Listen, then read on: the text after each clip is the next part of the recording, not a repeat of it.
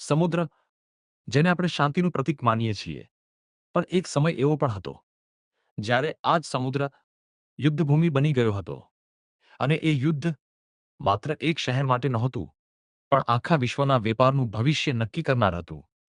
આ છે કહાની દીવના યુદ્ધની. વર્ષ હતું 1509.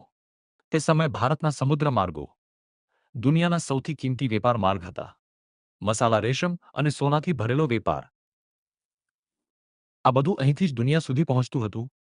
અને આ જ કારણથી એક વિદેશી શક્તિએ નજર રાખી હતી સમુદ્ર પર રાજ કરવાની, અને તે હતા પોર્ટુગીઝો.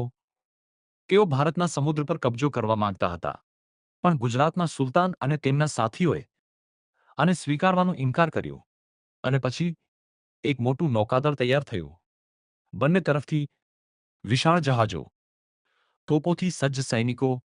સમુદ્રની વચ્ચે એક એવો ટકરાવ થવાનો હતો જે ઇતિહાસમાં લખાઈ જવાનો હતો. અને પછી યુદ્ધ શરૂ થયું. તોપોના ગોળા આકાશ ચીરી રહ્યા હતા. જહાજો એકબીજા સાથે અથડાઈ રહ્યા હતા. સમુદ્રની લહેરો લોહીથી લાલ બની રહી હતી. સોરઠના યોદ્ધાઓ બહાદુરીથી લડી રહ્યા હતા. એક એક ઘા જાન પર રાખીને મારતા હતા.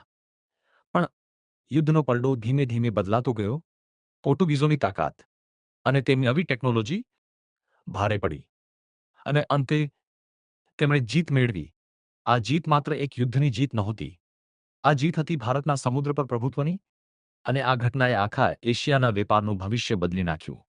આજે પણ દીવ કિલ્લો આ યુદ્ધ સાક્ષી બનીને ઊભો છે. દરેક લહેર એક જ કહાની કહે છે: બહાદુરી, બલિદાન અને ઇતિહાસ. એક સમુદ્ર, એક યુદ્ધ અને એક ઇતિહાસ. જો તમને આવી કહાનીઓ ગમે તો લાઇક, શેર અને સબસ્ક્રાઇબ જરૂર કરજો.